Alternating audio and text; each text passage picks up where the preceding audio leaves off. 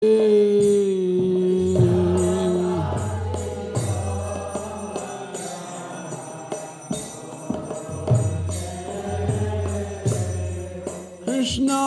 prapti hoy jahan hoite.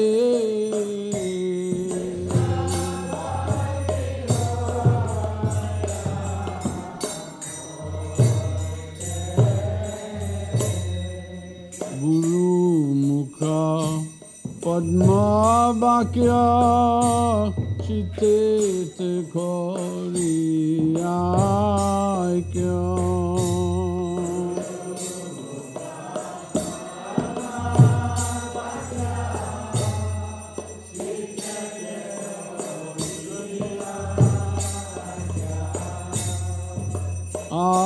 Aranakori homani asha.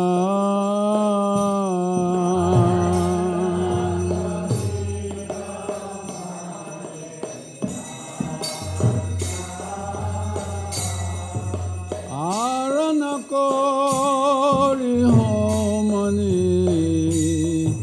asha.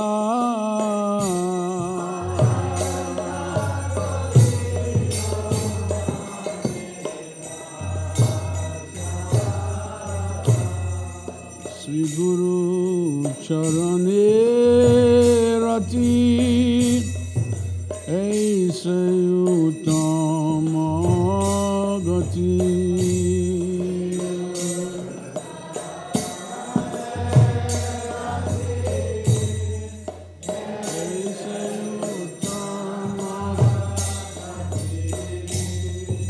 Je prasade pure sarva asha.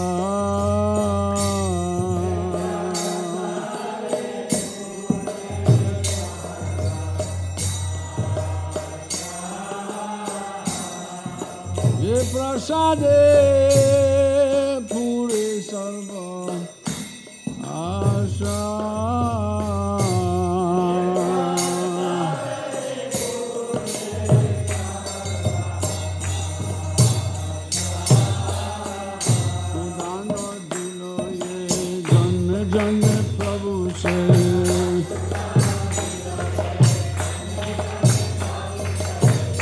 Dano dilo ye janme janme prabhu se.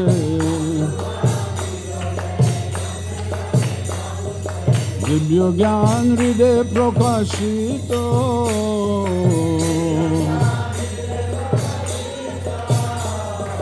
Divya gyan hriday prakashito.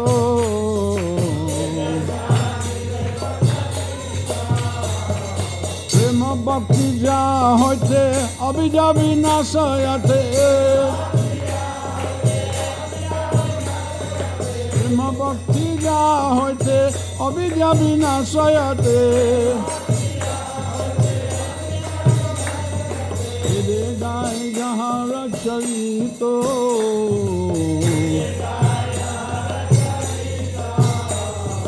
Ide gai jahara charito.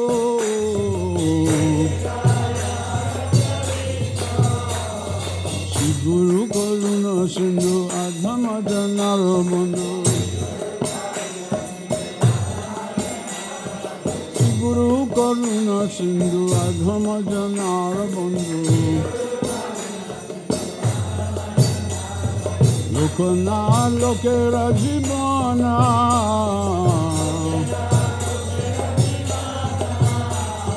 Prabhupada lokera jivana.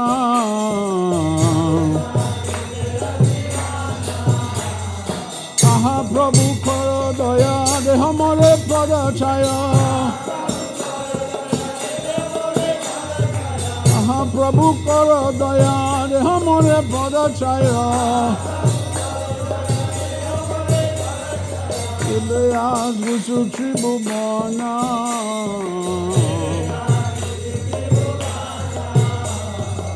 Ilyas gusu tribhuvana.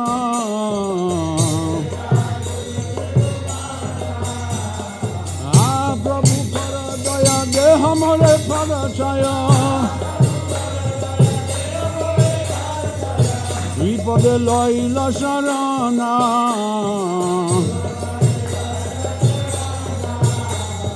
Prabhupada পতিত পবন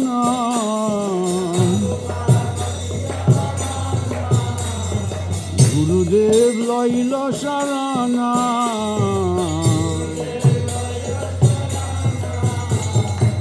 আহা প্রভু কর দয়া দেহ মোরে পদ ছায়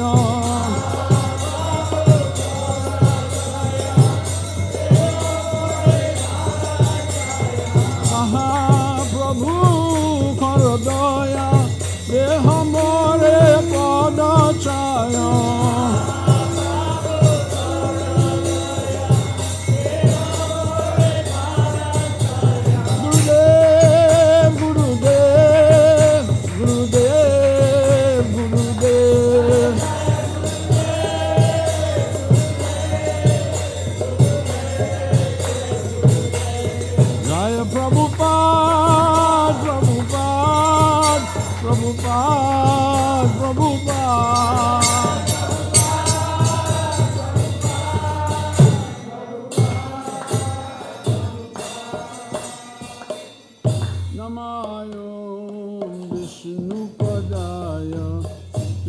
Prestaya Utale Srimate Bhakti Vedanta Swami Niti Namini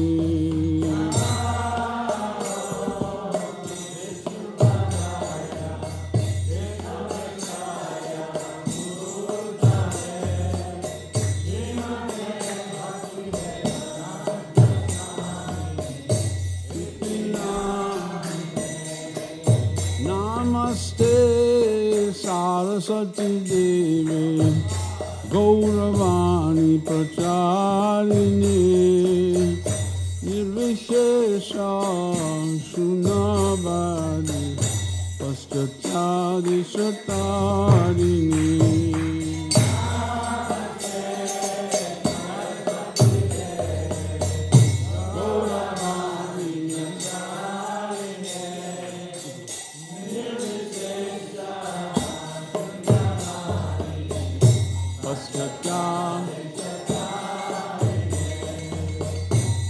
Sri Krishna Chaitanya Prabhu Nityananda Sri Advaita Gadadhar Sri Vasadi Gaur Bhakta Vrinda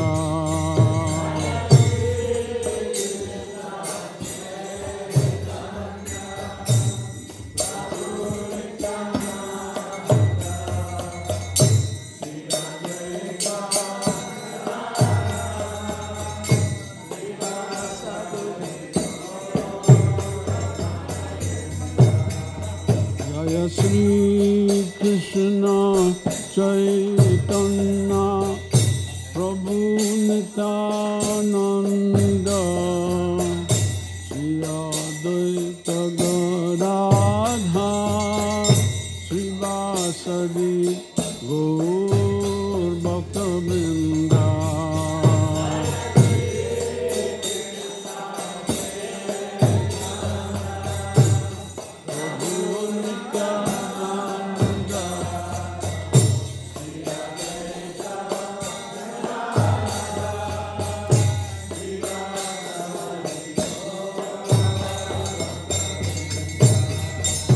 Jaya Sri Krishna Chaitanya Prabhu Nityananda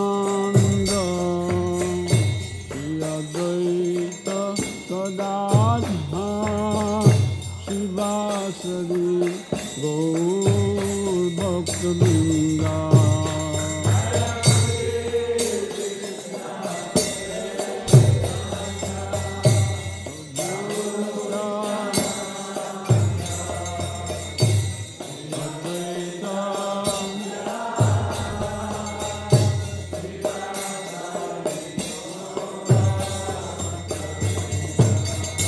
Hare Krishna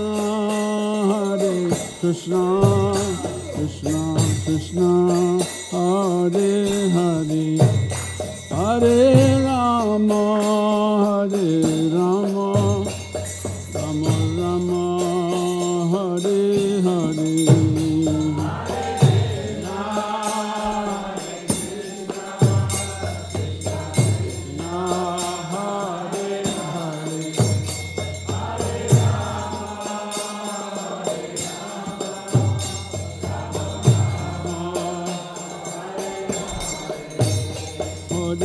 Krishna, Hare Krishna, Krishna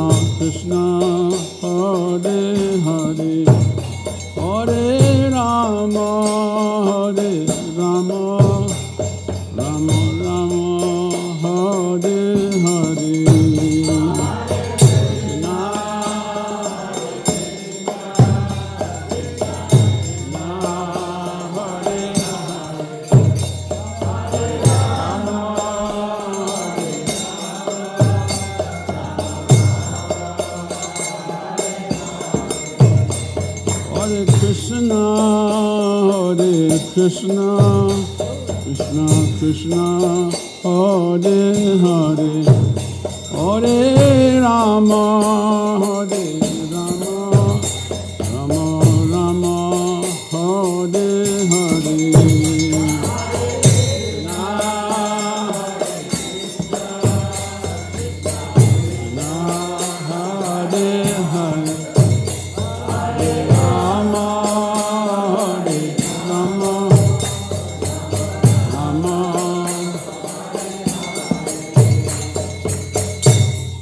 Krishna, Hare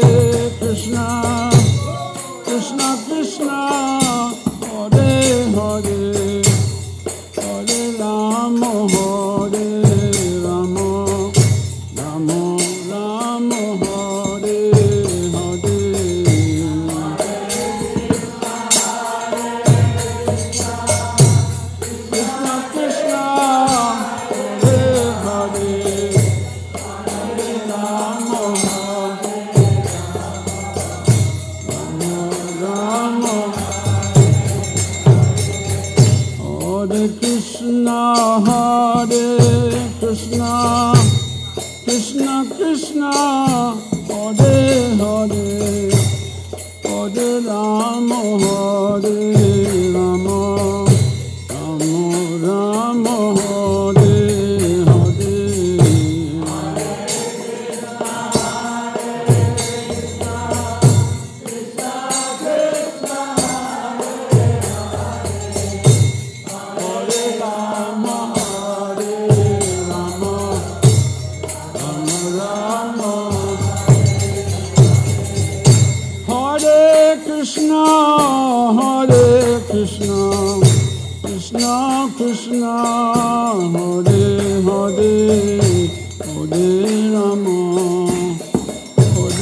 Rama, Rama Rama, Hare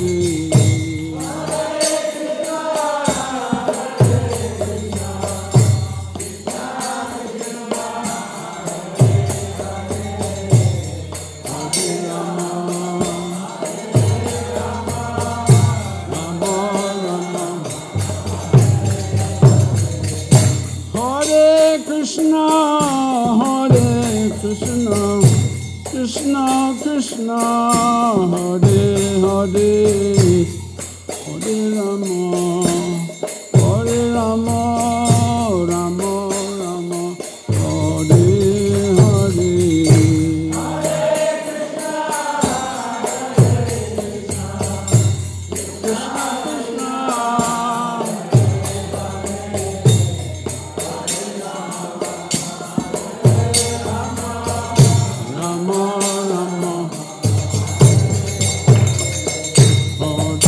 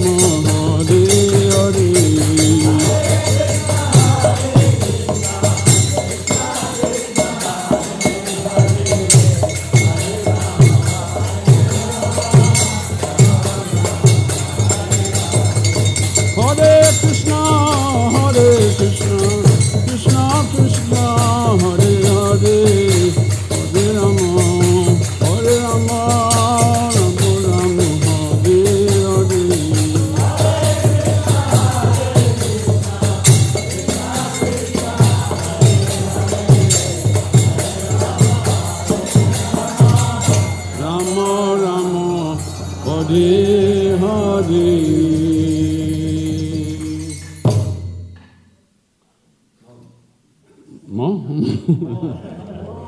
Jasumati Nandana Brajabara Nagara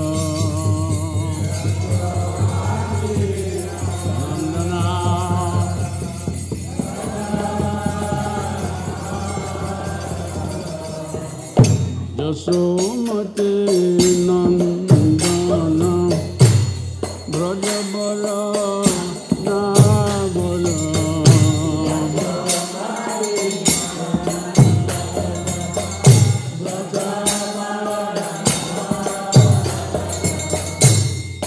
Gokula Ranjana Thana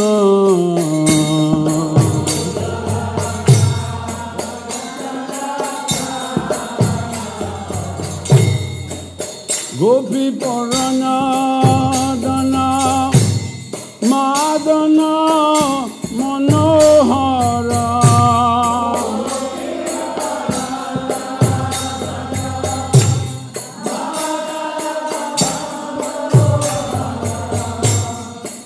Aliya Damona Bidhana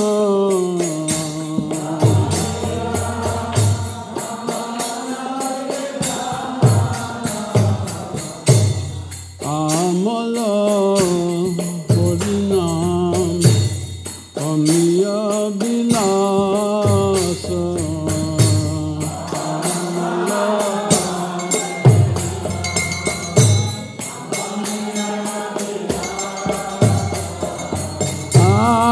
Amala Harinam Amiya Bilasa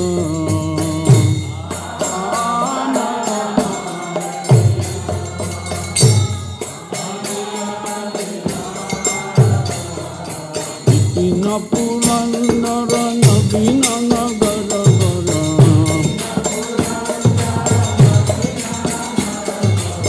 Bansi Badana Suvasa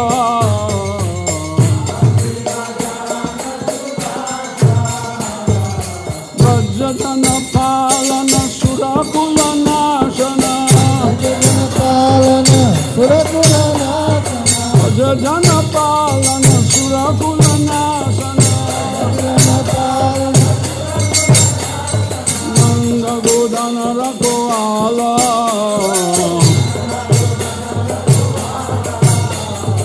Nanda Godana Rakoala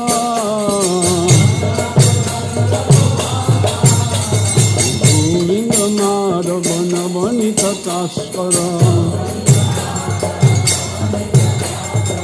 Sundarananda Gopala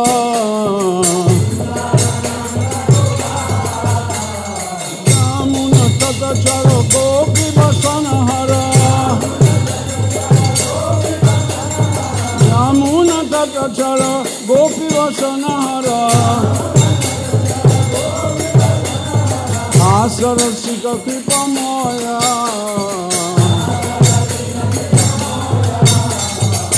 Asarasika Kripa Moya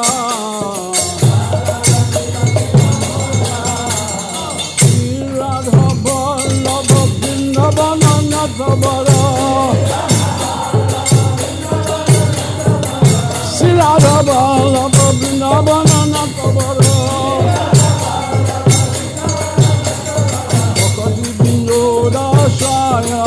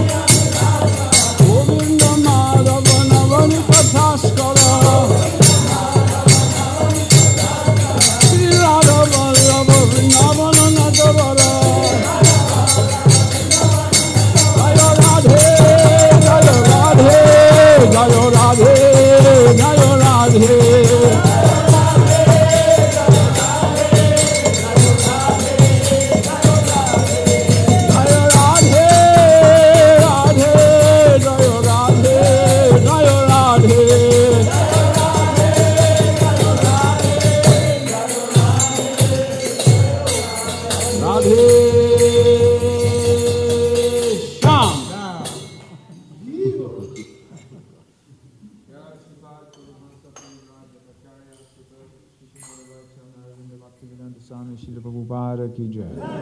Jai Om Shnupad Paramahamsa Parivraj Acharya.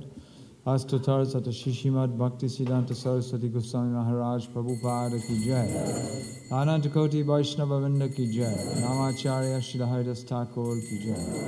Prem se kaho Shri Krishna Chaitanya Prabhu Nityananda Shri Advaita Gadadhar Shri Vasadi Gaur Bhakta Vrinda ki jai. Shri Shri Radha Krishna Gopa Gopinath Sham Kund Radha Kund Giri Govardhan ki jai. Shri Vrindavan Mathur Dham ki jai. Mayapur Navadip Dham ki jai. Nila Achala Jagannath Puri Dham ki jai. Gangamai Jamunamai ki jai. Tulsi Devi Bhakti Devi ki jai. Samveta Bhakta Vrinda ki jai. Harinam Sankirtan ki jai. Transcendental Book Distribution ki jai. Nitai Gaur Premanandi. All glories to the assembled devotees. All glories to the assembled devotees. All glories to the assembled devotees. All glories to Shri Shri Guru and Gauranga. All glories to Srila Prabhupada.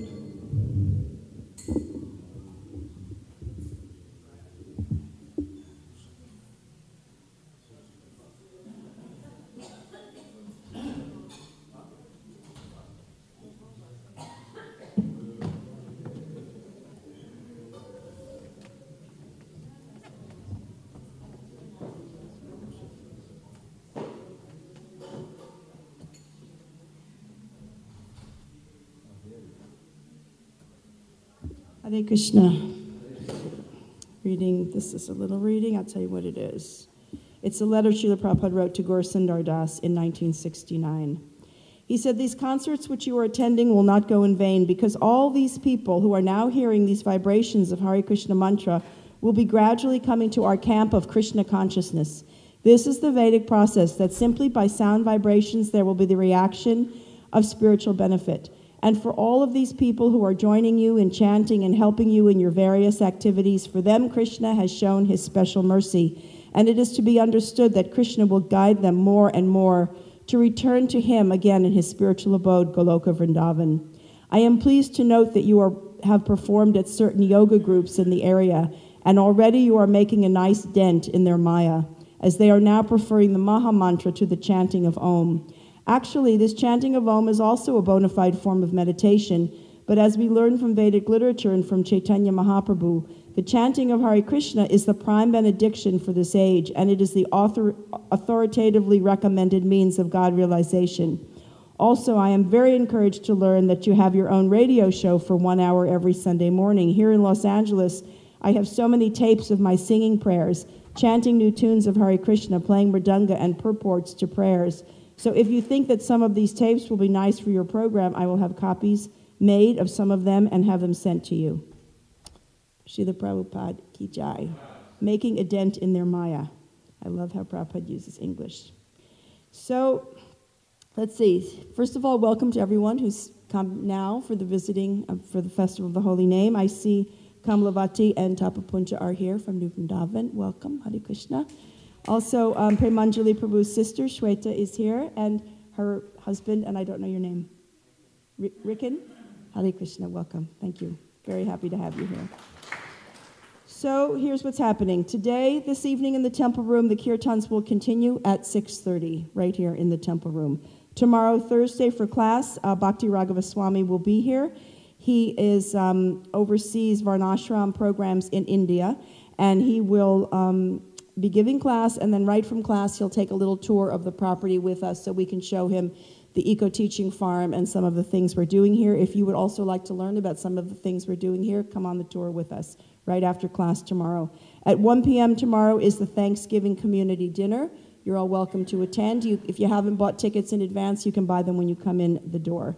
I think it's $8, and children under something are free. I don't know.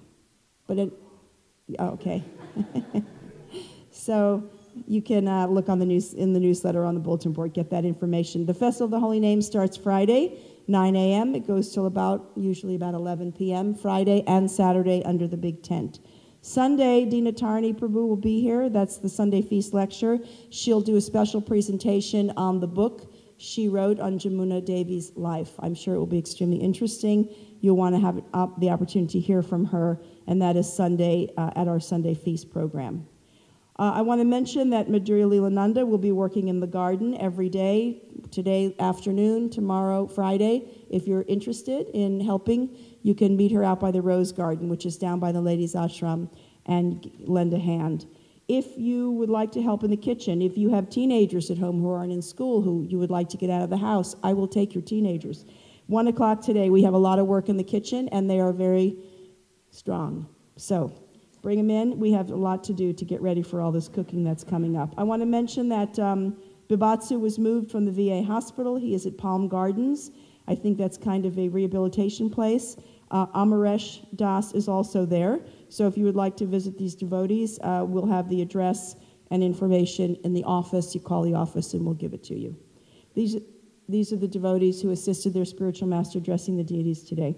Shishi Radha Shamsundar Nitai Priya Prabhu, Chota Radha Shamsundar Guru Prasad Prabhu, Shishi Krishna Balaram, Jai Gauri Prabhu, Chota Krishna Balaram, Sri Gaurangi Prabhu, Shishi Gornitai, Devaki Prabhu, Chota Gornitai, Gandharvika Prabhu, Guru's Lord Nishingadev, Krishna Kripa Moya Prabhu, Nagaraj Prabhu is giving class today.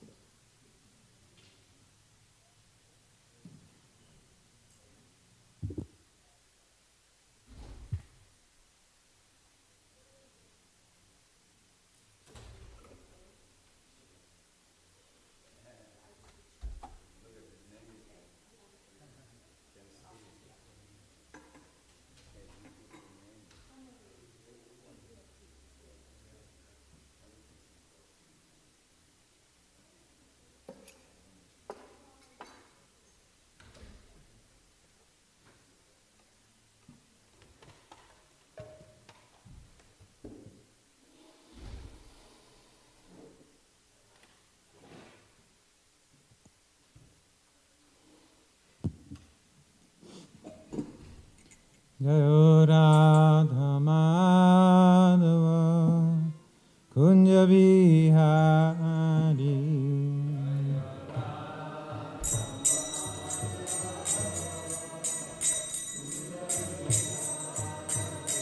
Jayo Radha Madhava Kunja Bihari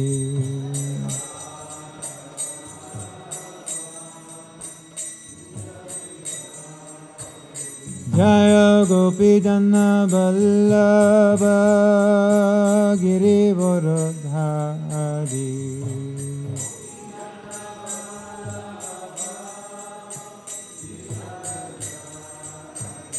Jaya Gopi Jana Vallabha Giri Varadhari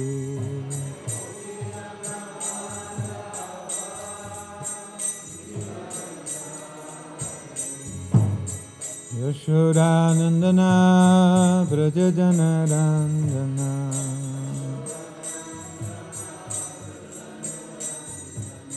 Yashodanandana Brajajanarandana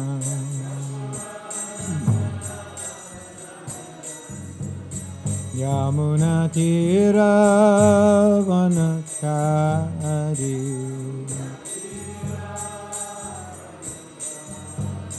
Yamuna Tira Vanachari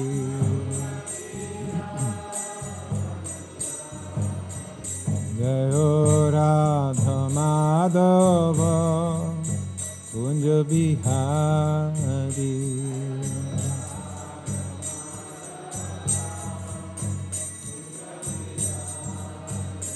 Jayo Radha Madhava Kunja Bihari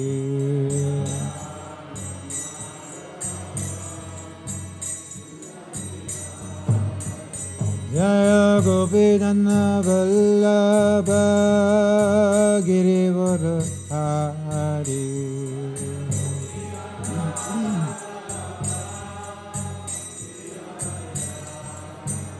Jaya Gopi Jana Vallabha Giri Varadhari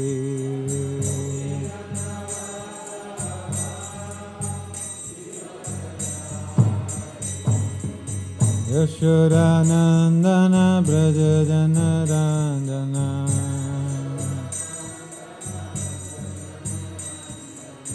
Yashodanandana Brajajanarandana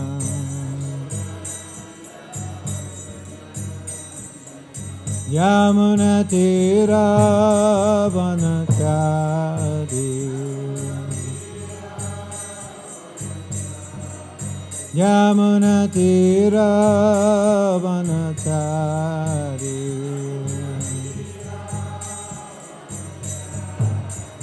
Jayo Radha Madhava Kunja Bihari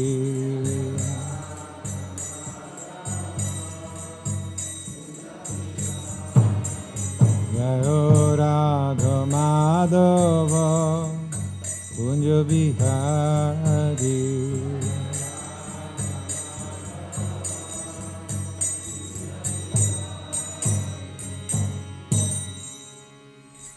Jayam Vishnupada Paramahansa Parivraj Kacharya Shtotarashta Shri Maresi Bhakti Vedanta Swami Prabhupada Ki Jai Srila Prabhupada Ki Jai Grantaraj Srimad Bhagavatam Ki Jai Nitai Gaur Premanande Hari Hari Bol Samaveta Bhakta Vrinda Ki Jai All glories to the assembled devotees, all glories to the assembled devotees, all glories to the assembled devotees, all glories to Sri Sri Guru Gauranga.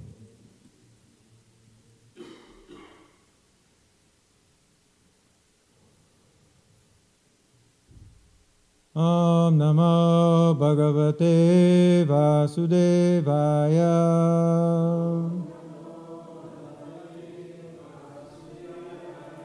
Om Namo Bhagavate Vasudevaya.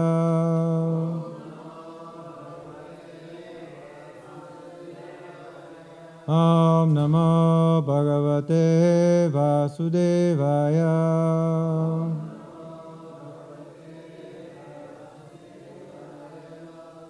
Srimad Bhagavatam, Canto 10, Chapter 55, Chapter Summary and Text Number 1. The history of Pradyumna. This chapter tells how Pradyumna was born as the son of Lord Krishna and then kidnapped by the demon Shambhara. It also describes how Pradyumna killed Shambhara and returned home with a wife. Kamadev, Cupid, an expansion of Lord Vasudeva, had been burnt to ashes by Lord Shiva's anger and was reborn as part and parcel of Pradyumna from the womb of Rukmini. A demon named Shambhara, thinking Pradyumna his enemy, kidnapped him from the maternity room even before he was 10 days old. Shambhara threw Pradyumna into the ocean and returned to his kingdom. A powerful fish swallowed Pradyumna and was caught by fishermen in a net. They presented the huge fish to Shambhara, and when his cook cut it open, they found a child within its belly. The cooks gave the infant to the maidservant Mayavati, who was astonished to see him.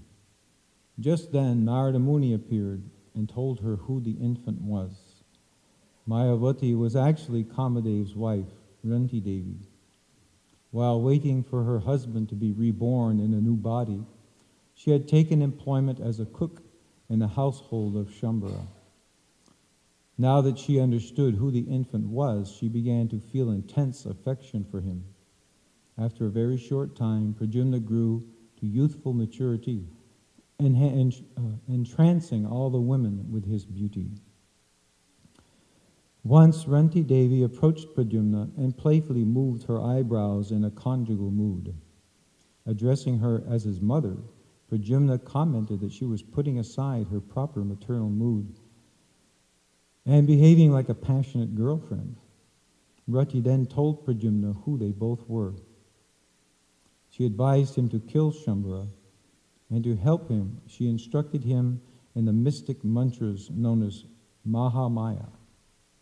Pradyumna went to Shambhara, and after angering him with various insults, challenged him to fight, upon which Shambhara angrily took up his club and marched outside.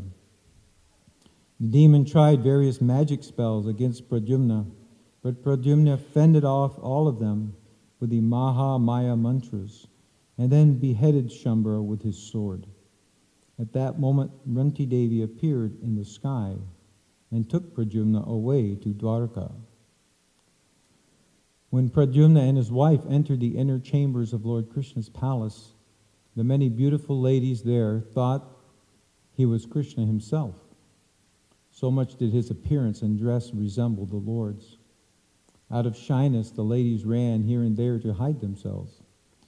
But after a little while, they noticed small differences in Pradyumna's and Krishna's appearances. And once they understood that he was not Lord Krishna, they gathered around him.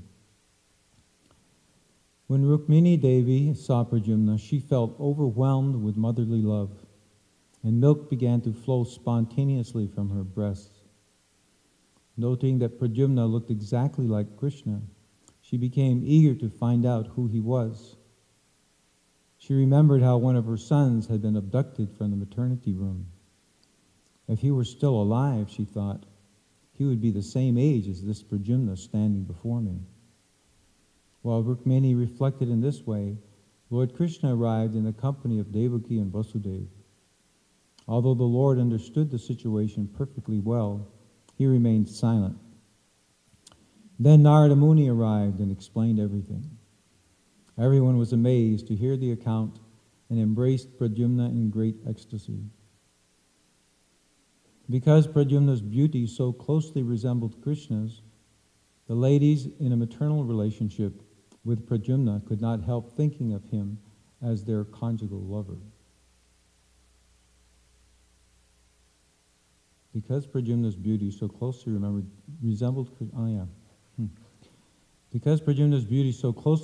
Krishna's, the ladies in a maternal relationship with Pradyumna could not help thinking of him as their conjugal lover. He was, after all, the exact reflection of Sri Krishna, and therefore it was natural for them to see him in this way. Text number 1, the word meanings. Sri Shuka Uvacha, Shukadev Goswami said, Kamaha, Cupid, to, and, Vasudeva, of Lord Vasudeva, Angshaha, the expansion, Dagdaha, burned, Prak, previously, Rudra, of Lord Shiva, Manyuna, by the anger, Deha, a body, Upapattaye, in order to obtain, Bhuyaha, again, Tam, to him, Lord Vasudeva, Eva, indeed, Pratyapadyat, came back. Sri Shukuvacha, Kamastu Vasudevangsho, Dagda Pragrudra Manyuna, Dehopa Pottaye Bhuyas, Tameva Pratyapadyata. Sri Shukuvacha, Kamastu Vasudevangsho, Dagda Pragrudra Manyuna, Dehopa Pottaye Bhuyas, Tameva Pratyapadyata.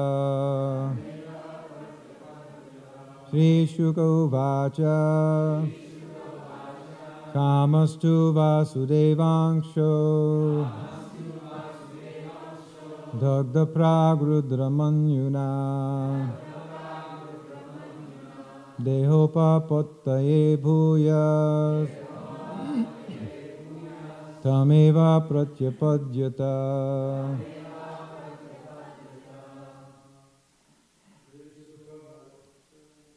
Nishugovacha, Kamastu Vasudevangsho,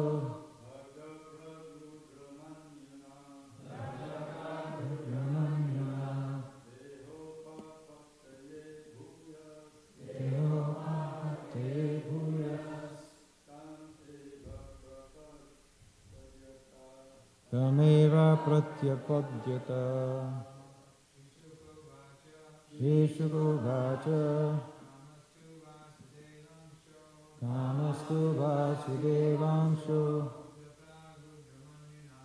Tadha Pragrudramanyuna Dehopapattaye Bhuyas Tameva Pratyapadyata Veshukovacha Namastu Vasudevanshu Dagda Pragrudramanyuna Dehopapattaye Bhuyas Tameva Pratyapadyata. Ladies. Trishukovacha Namastu Vasudevanshu Bhagda Pragrudramanyuna Dehopapattaye Bhuyas Tameva Pratyapadyata. Trishukovacha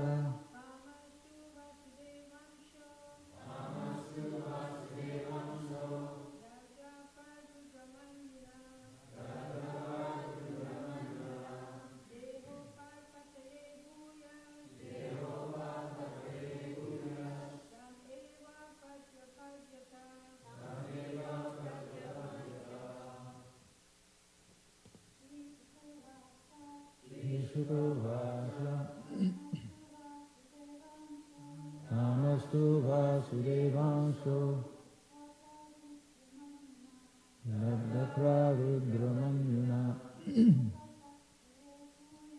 Dehopapattaye Bhuyas Tameva Pratyapadyata.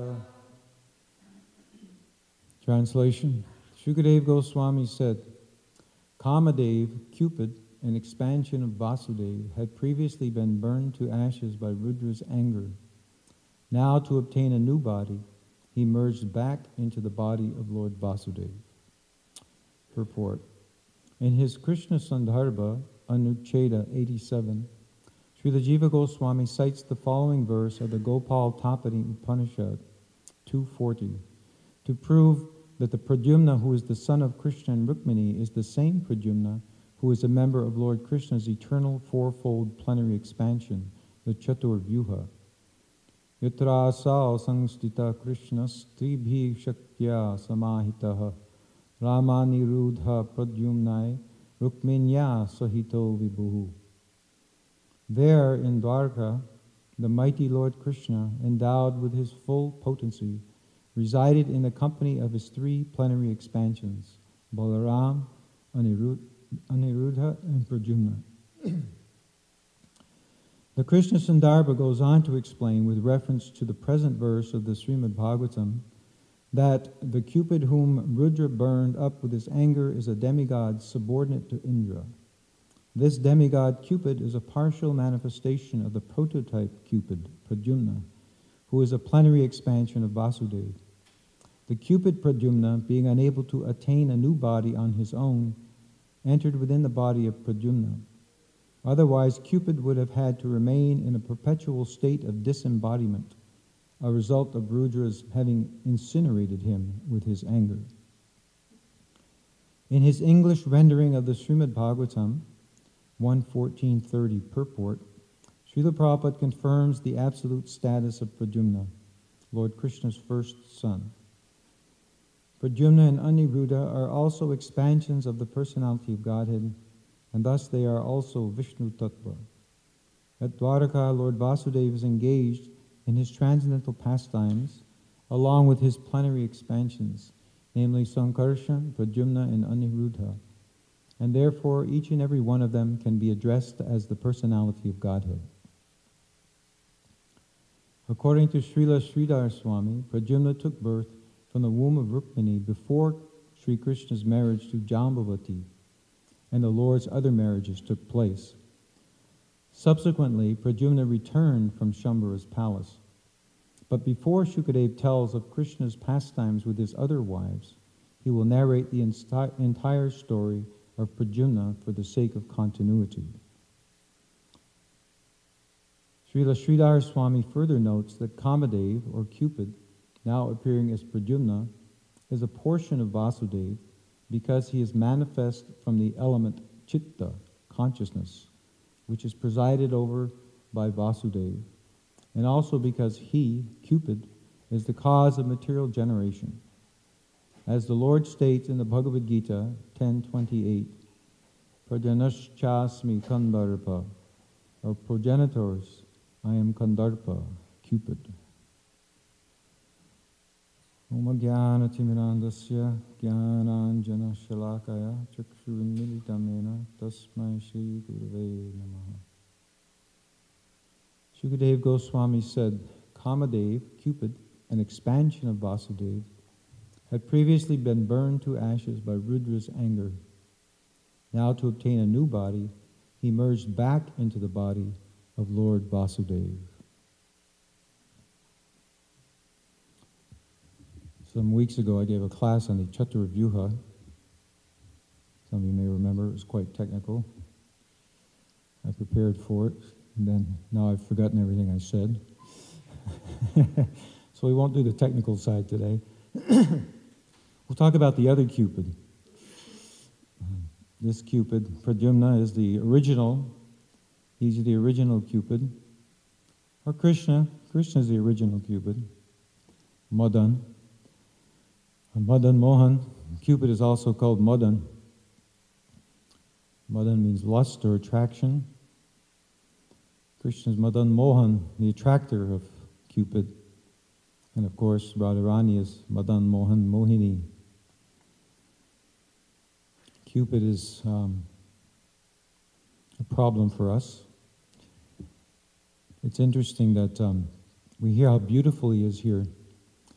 We hear about Cupid, we think of Cupid as Prabhupada talks about him, when one is attacked by Cupid, by the arrows of Cupid, then we become attracted to the opposite sex. So Cupid has potency like that. He can make us, bewilder us, so we're attracted to the material energy, especially in the form of the opposite sex. But Cupid himself is also extremely beautiful. Here is described how beautiful Cupid is. He looks just like Krishna, so he's extremely beautiful. Kandarpa Koti Kamaniya Vishesha Shobham. Krishna's served by millions of Cupids. Prabhupada talking about this line from the Brahma Samhita. He says, just think, Cupid is so beautiful that he attracts everyone. But think of millions and millions of Cupids in one place. Then Krishna is more beautiful than that. If you condense it all those Cupids, the attractive quality, then Krishna is more beautiful than that. But for us, we're attracted to that other Cupid and the potencies of that Cupid.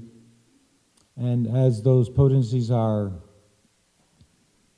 also packaged, you can say, in the form of Maya, Maya Devi. In the context of attraction, I always think of Haridas Thakur. This pastime of Haridas Thakur is so amazing. Prabhupada would often use it, Haridas being enticed by Maya Devi. Prabhupada would use it to point out the difference between the ordinary yogi and the devotee who's absorbed in Krishna consciousness, absorbed in love for Krishna. The ordinary yogi can sometimes fall down, just like Vishvamitra. He was attracted by one of Indra's weapons. I'll talk about this a little more. How Indra, he uses Cupid and other powers to. He's always concerned that someone's going to get his post. If someone's performing great austerities, he's afraid. Well, because how do you get Indra's post? By accumulating austerities, practicing yoga and so on. So he's always afraid he's going to be knocked out of his position. So he sends the society girls to entice. So he did that with Vishvamitra, and it worked. He sent Menaka, and she fell down. But when Maya Devi herself went to Haridas Thakur, Prabhupada points out that Haridas was a young man. This happened apparently sometime before Lord Chaitanya's appearance in this world. There were a few devotees. We know Advaita Acharya and his small group of associates were chanting the holy names.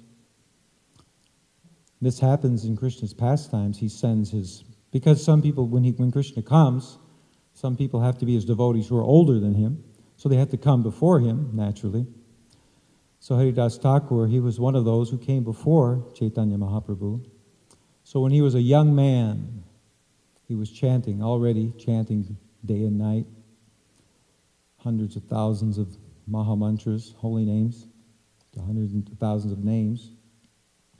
So there he was chanting, and Maya Devi herself appeared before him to entice him.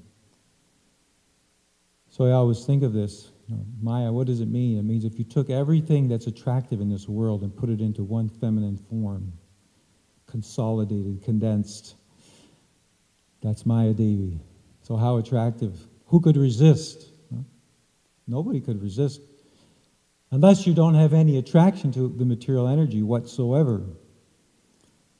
Now those of us who may not be in that category, we might not be able to resist. In fact, it probably wouldn't take Maya Devi herself. There's an expression, every man has his price. So whatever that price is, Maya Devi can send it if she wants to. It's only Krishna who's protecting us, helping us out. Otherwise, we could easily fall down were we not being protected by Krishna. Now Krishna, he says his devotee, he'll protect his devotees.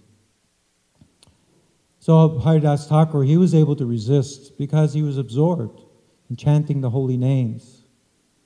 There was no room in his consciousness for anything else. Krishna is sometimes called the Cupid, many times in Krishna's pastimes, and this comes up in Chaitanya Charitamrita in different places where Lord Chaitanya is rhapsodizing about Krishna and the gopis, for example, and describing how beautiful Krishna is. He's the original transcendental Cupid. And when he plays his flute, then everyone just becomes bewildered and maddened. There's one, Lord Chaitanya is talking about Krishna playing his flute in one place, and he says that the gopis become so captivated by Krishna's flute. His flute is like a bird. This metaphor, Lord Chaitanya gives this metaphor, that the sound of Krishna's flute is like a bird. And that sound enters into the gopis' ears and it makes a nest in there. And it keeps out all other sounds. This bird doesn't let any other sounds come into the gopis' ears. So then their full concentration is on the sound of that flute. And no other thought can enter into their consciousness. And even if you try to interact with them, they don't respond because they're too absorbed in the sound of Krishna's flute. So in the purport to that verse, it's actually Bhajja Lila 21:144. Srila Prabhupada writes that the Hare Krishna Maha Mantra is representative of Krishna's flute, or is the representative of Krishna's flute. So the Maha Mantra has the equivalent potency as the sound of Krishna's flute. And if one has been captured by the Hare Krishna Maha Mantra, or has captured the Maha Mantra within one's heart, or the sincere chanter of the Hare Krishna Maha Mantra can always be protected because of the absorption in the sound of Krishna's flute. So like everything else, our protection is the Maha Mantra. The Maha Mantra is the answer to everything, the solution to everything.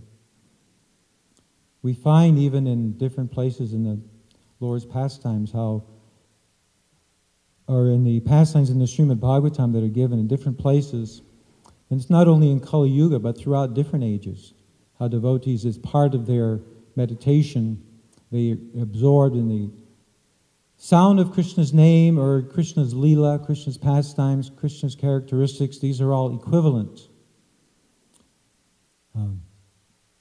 Somehow the devotees, they fix their mind at the lotus feet of the Lord, and then they're protected.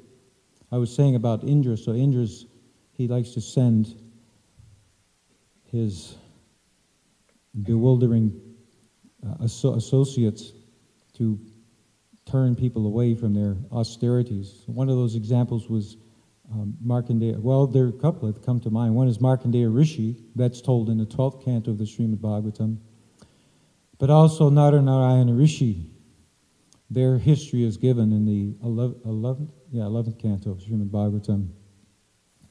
They're born as the son. Now, Prabhupada refers to him in the singular. It's always bewildering. Naranarayan, is it two or one? Are they twins?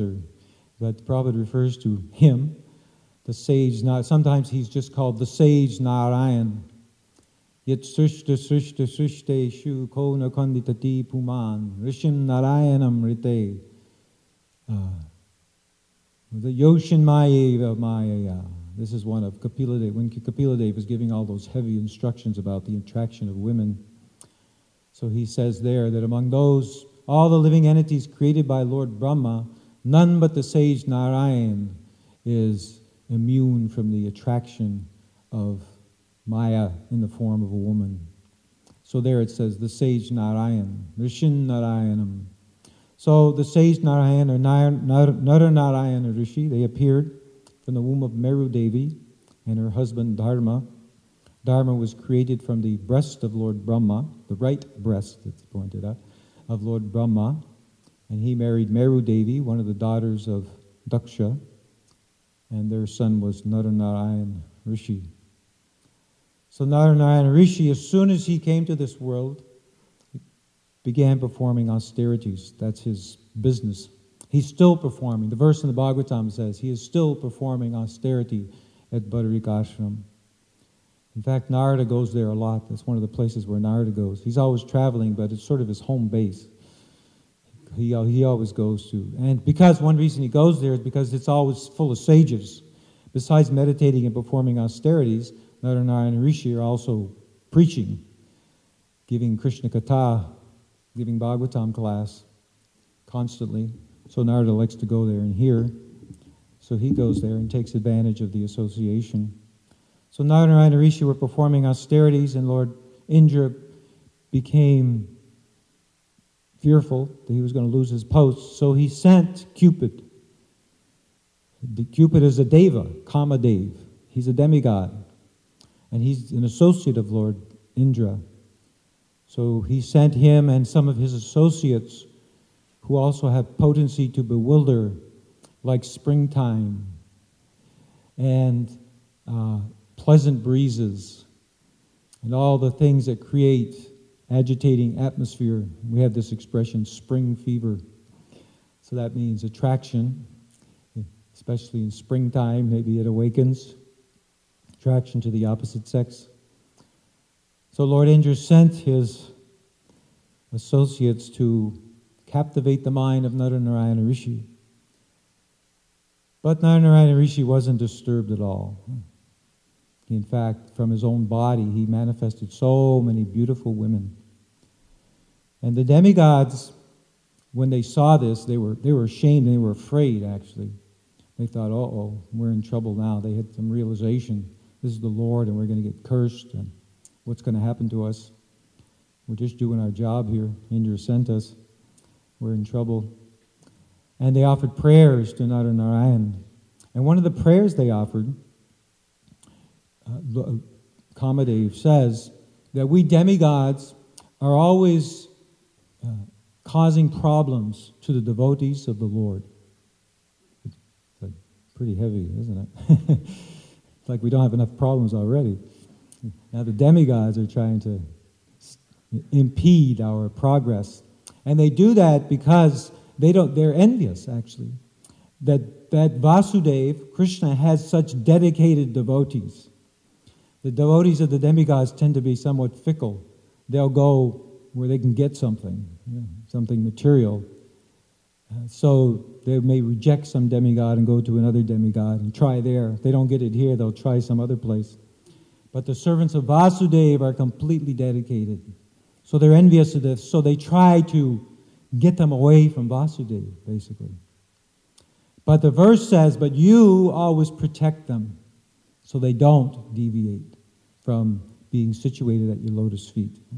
So Krishna gives the power that even the demigods may sense something, just as I was saying. The demigods can certainly, if we weren't protected by Krishna, then what would happen to us? We would fall down. Every man has his price, and everyone has their price. Material energy can overpower us. We're tiny. We're tiny jivas struggling. As Krishna says in the 7th chapter of the Bhagavad Gita, the jiva struggles against the material energy. In one sense, we could think, well, the material energy is para, or the spiritual energy, the jiva, is marginal, but para prakriti. Higher, the higher of the two. We say inferior and superior.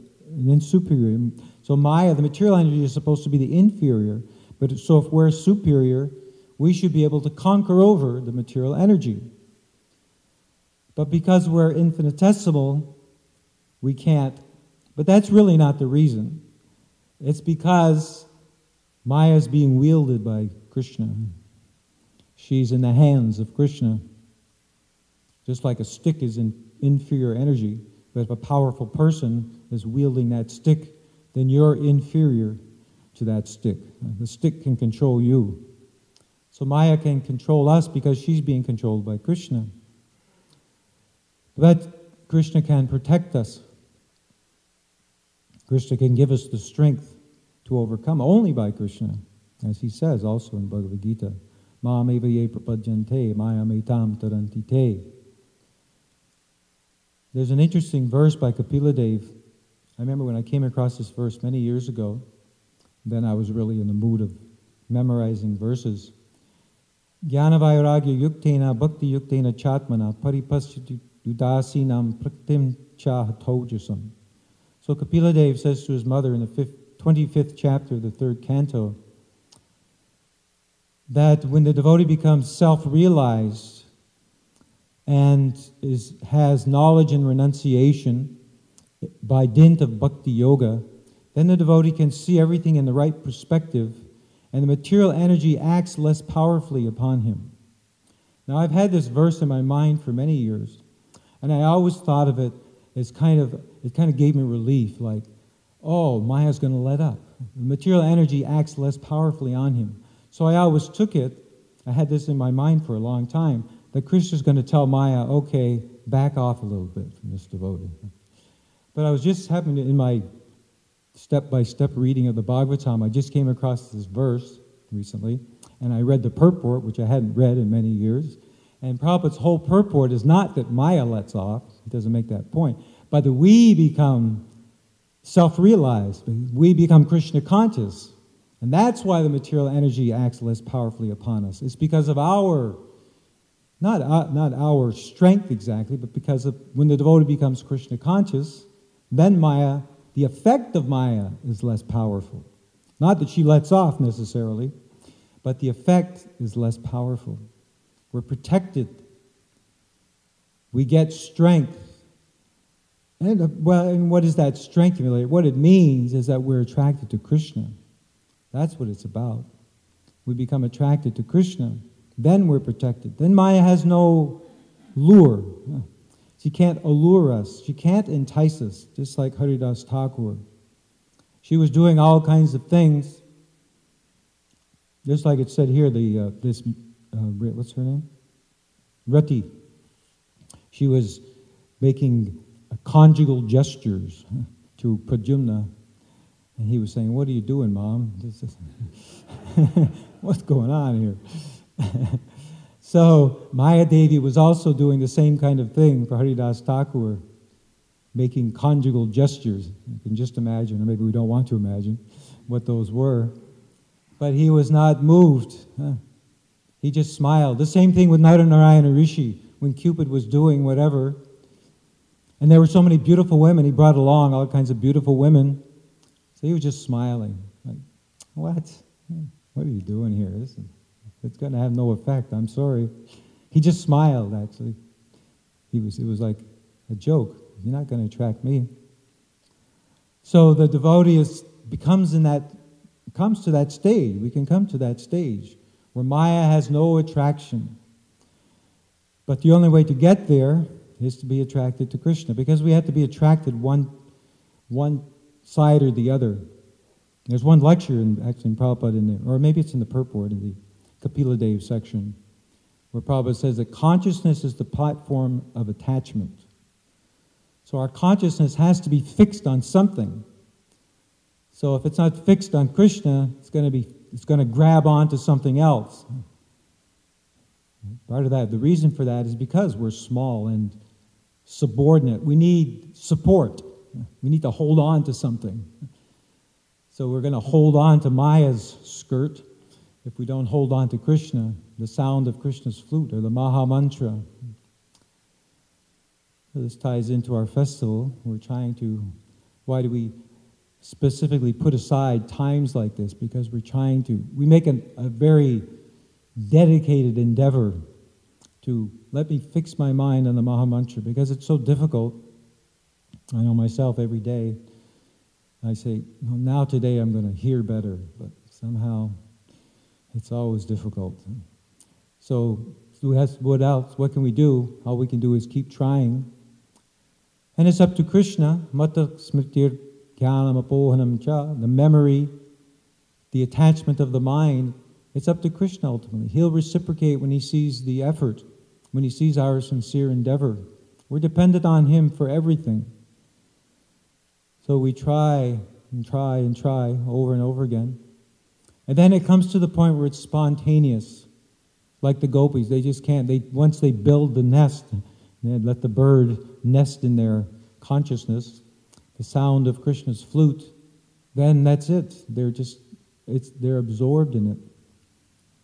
So once it becomes spontaneous, then we can see that attachment becomes so strong. We have material examples, that spontaneous attachment, just like the parents' attachment to the children. I often think of this, how, like sometimes parents, they lose a child is kidnapped or something. So just imagine what that's like. It's hard to imagine. The parents, how can they stop thinking of the child for a moment? And the intensity of it, the intensity of the desire to have the child back. So that's lowliam, that intensity of desire. Krishna bhakti rasa bhavitam ati kriyatam yadi kutopi labhyate tatra lowliam api mulamekalam janmakoti sukrite na labhyate. Rupa Goswami says, that's the price we have to pay. We have to have that intense desire. Just like that, or just like the child. Prabhupada gives it in the other direction. Instead of the parents longing for the child, it's the child longing for the parents. The baby is crying. I often think how when a baby cries, it's something we think it's just natural. Well, babies cry, that's what they do. So we tend not to be too traumatized by it ourselves, by witnessing it. But that doesn't mean it's not traumatic for the child. The child is crying. Maybe little things make them cry, but little things in a child's life, that's their whole life. They don't know anything else. Our consciousness expands out, and we can think of so many things. We can think of the whole world, so many philosophical things, and so on. Our mind has a big sphere to operate in. But for the child, it's all right there. It's the body. It doesn't go beyond the body. The mouth, even, practically. It doesn't go beyond that. So if that's not satisfied, that's the whole world. The end of the world is coming because I'm not getting the milk or whatever. So it's so intense when the child cries. It is a traumatic thing. It is like life or death for the child. So Prabhupada said, we must cry for Krishna like that. I'm going to die unless I get Krishna. And of course we will. Everyone in the world is dying or dead already, walking dead. So we want life, real life. We have to eagerly aspire for that with great, intense longing. And we try to get that to rise up somehow. Well, practice is the way we do it, only by practice and showing Krishna our sincerity, carrying out the orders of the spiritual master. Otherwise, Maya is always waiting to see, you want something else? You want to be attracted by Cupid? I just came across, I was going to read this, I forgot in the course of class now. It's kind of tacking on at the end here. I'll stop after this, but I just came across this in the Chaitanya Bhagavat. We hear about Cupid's 5 arrows. So Bhaktisiddhanta Saraswati Thakur, he quotes one verse that describes what those 5 arrows are. The first one is Mohana. So Mohan means bewilderment or infatuation. And it begins with the eyes, it said, when you see the beautiful form of the opposite sex. Then first infatuation, bewilderment, and folly, foolishness. The people they become, they fall in love, you say. Fall and folly. And then that's Mohana. Then the next one is Stambhana, stunned, Stamba. Become stunned and you forget everything else. Your mind becomes absorbed in that object. Then Unmadana. So madana, mada means intoxication. You become intoxicated. And then Shoshana. Shosha means to dry up. Na shoshayati maruta. Krishna says you can't wither. The soul cannot be withered by the wind. So the next one is dried up. The intensity of the affection, the attraction is so strong that you can say everything else dries up, or your heart becomes dry for other things. And then tapana. Tapana, that's the last one. Tapana means burned up. Tapa means heat. It's like tapasya, heat. So the affection is so strong, your heart aches with pain to get that desire. It burns. The desire is so intense. So this is what Cupid can do and does day after day in this world, causes this in people. So we want Cupid of Krishna to capture our hearts like this, burn up all our other desires and fill our hearts with attraction to him. All right, I'll read the translation again. Shukadev Goswami said, Kamadev, Cupid, an expansion of Vasudev, had previously been burned to ashes by Rudra's anger. Now, to obtain a new body, he merged back into the body of Lord Vasudev. Any questions or comments? Let me look at the ladies' side first. Here we go. I'll wait for the microphone, though. We've got to have a runner here.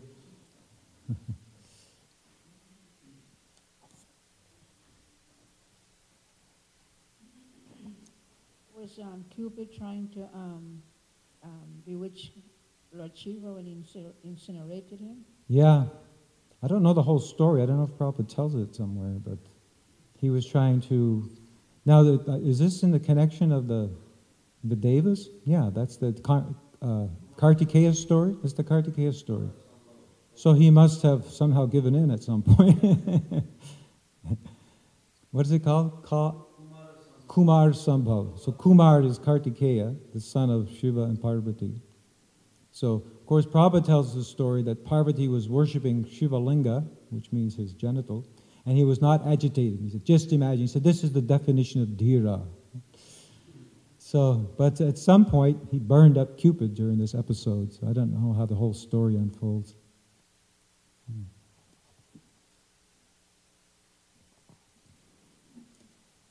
Trivikram Prabhu?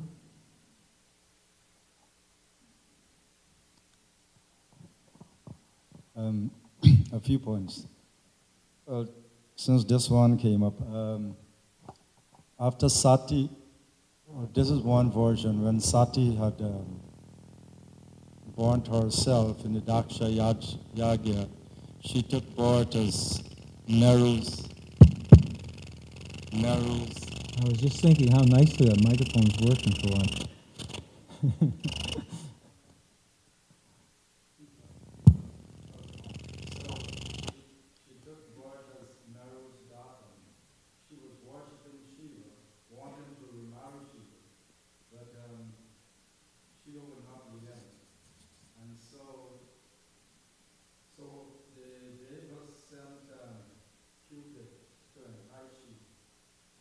So it was not spring, but then she would start to sense this disturbance in meditation.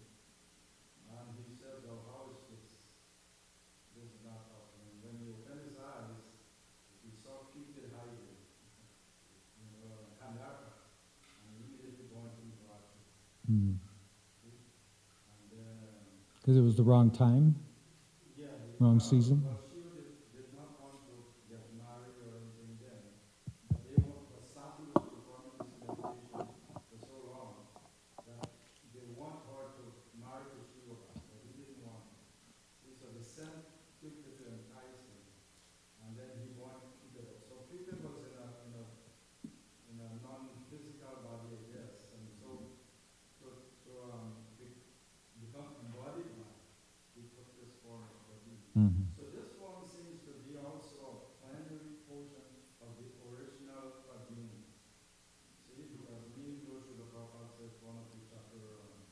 Yes, well, he puts them in the same category with Krishna Balaram. They're the original Chaturvyuha. Of course, you can say the original is in Vrindavan and not in Dwarka, but...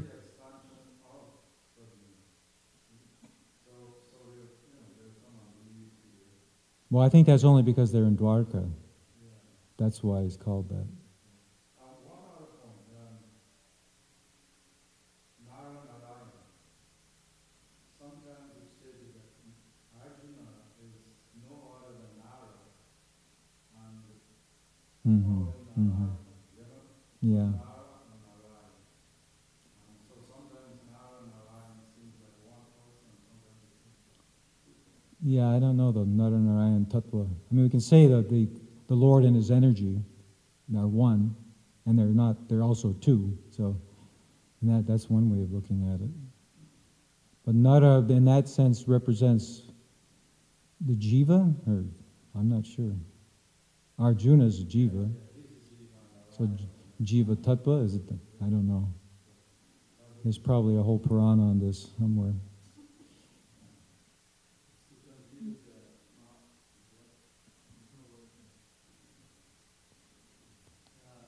I think the way there's a microphone up there, right? It picks up from the speaker. So if you talk loud enough, you can actually hear it.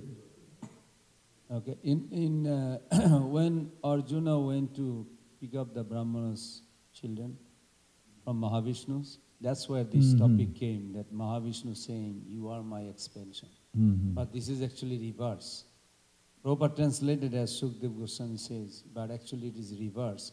That Arjuna figured it out according to Sanatana Goswami in Dasami Tippani, that actually Krishna instigated in Mahavishnu's heart to speak like this, which is, we don't accept it, that Krishna and Arjuna comes from Mahavishnu as his expansion. It's supposed to be opposite.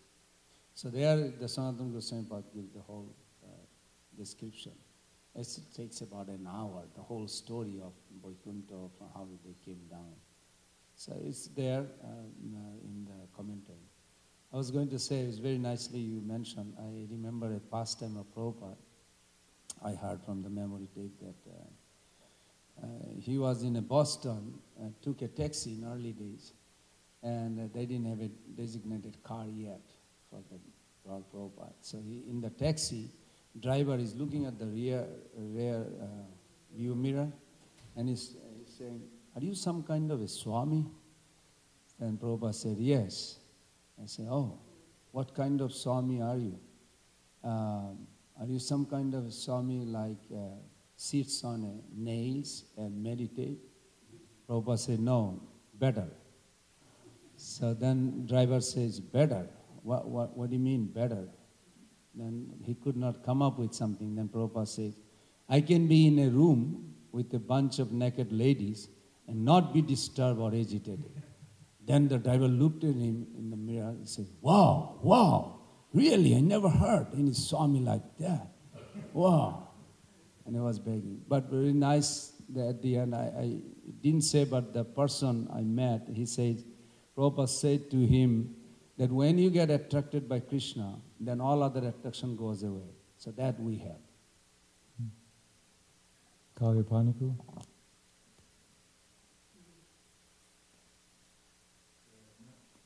The switch is off. Hare Krishna. Narnarayan Rishi are present in Bhadrak Ashram in the form of two mountains.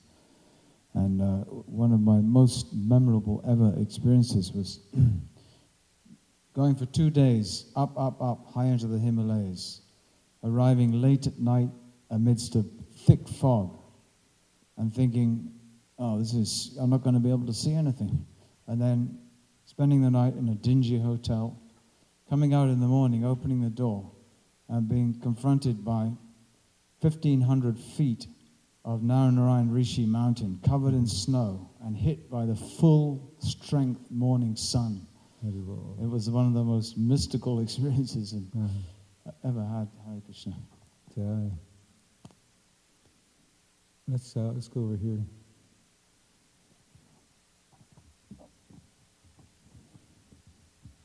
Vilasini.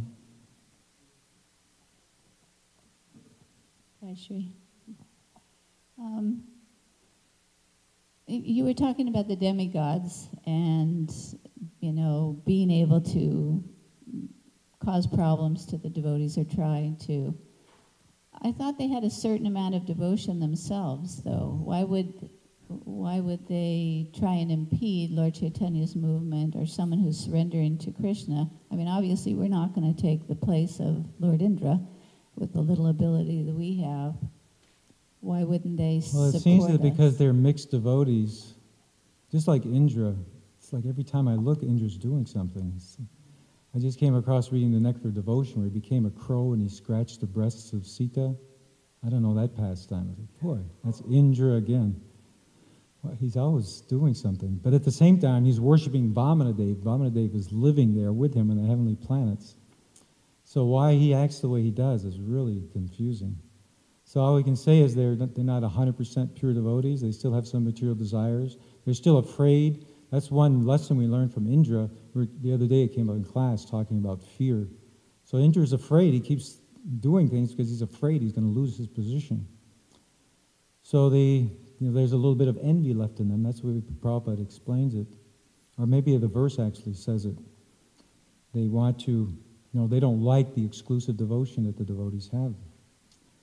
So they're mixed and they still have a little bit of Maya there, so they do things that are a little strange sometimes.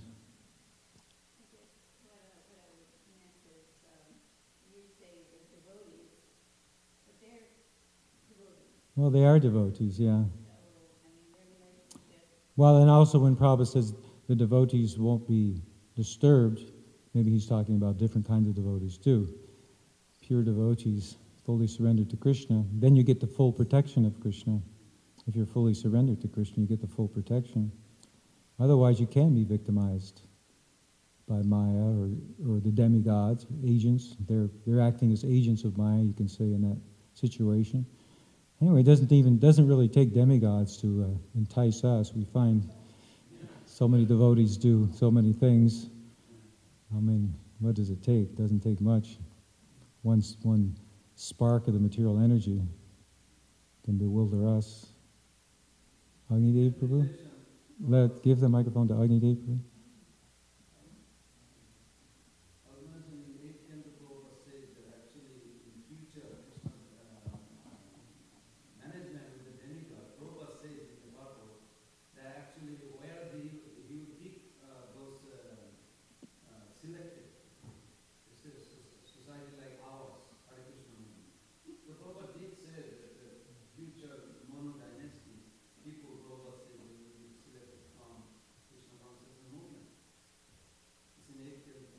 Selected for what?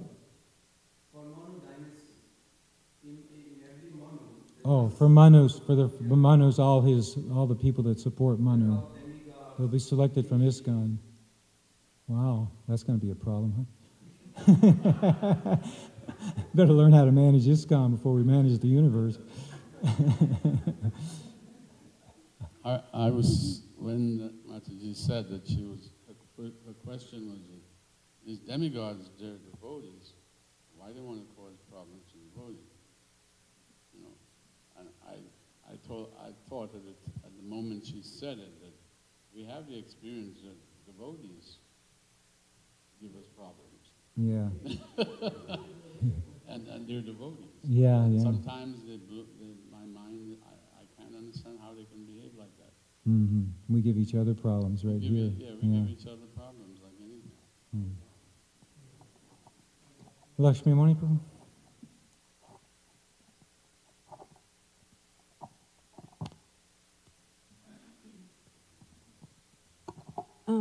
two things.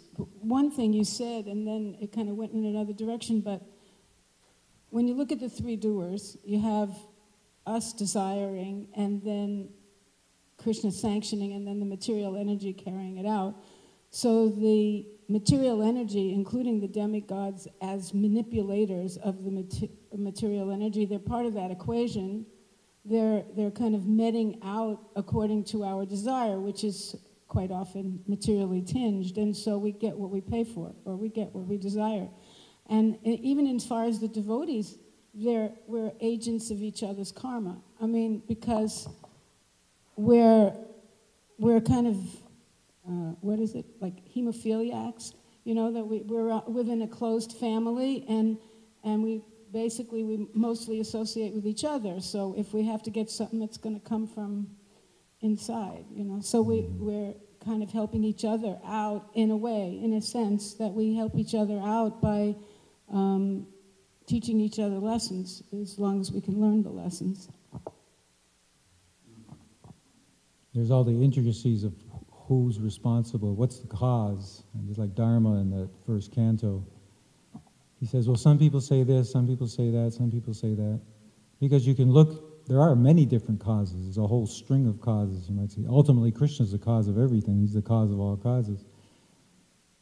But where our desire, as you were talking, I was thinking of this, that apuryamanam machala pratishnam, that verse in the second canto, has rivers enter into the ocean doesn't become disturbed.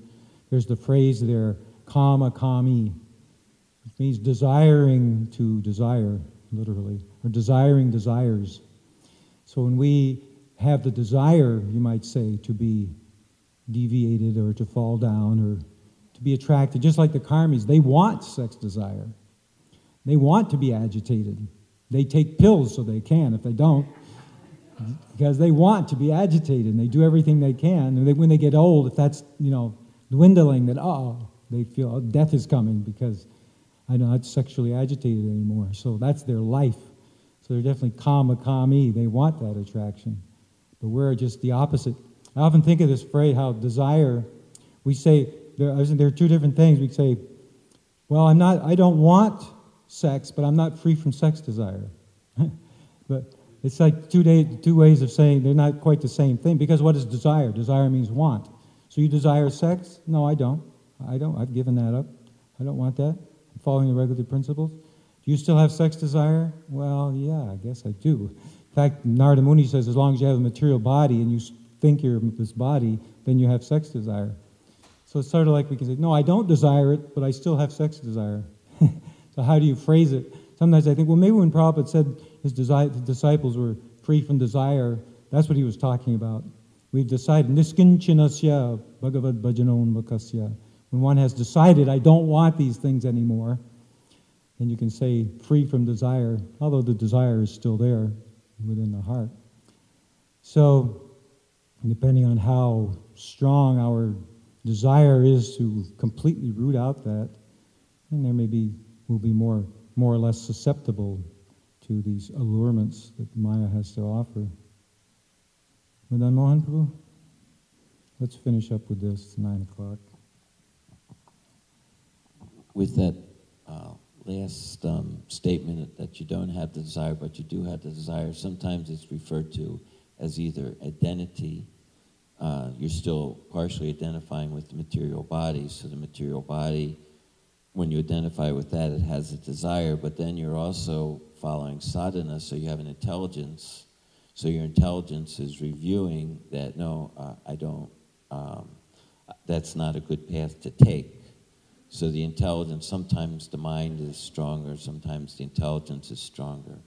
Because it mentions as long as, was that 259, the may be restricted from sense desires, though the taste remains, but experiencing a higher taste, and he's fixed in consciousness. So, and also 270, the insensitive flow of desires that are entering like rivers is undisturbed. So he has his intelligence. That's why constant engagement is so important, to protect ourselves. All right, we'll stop here. Srila Prabhupada ki jai.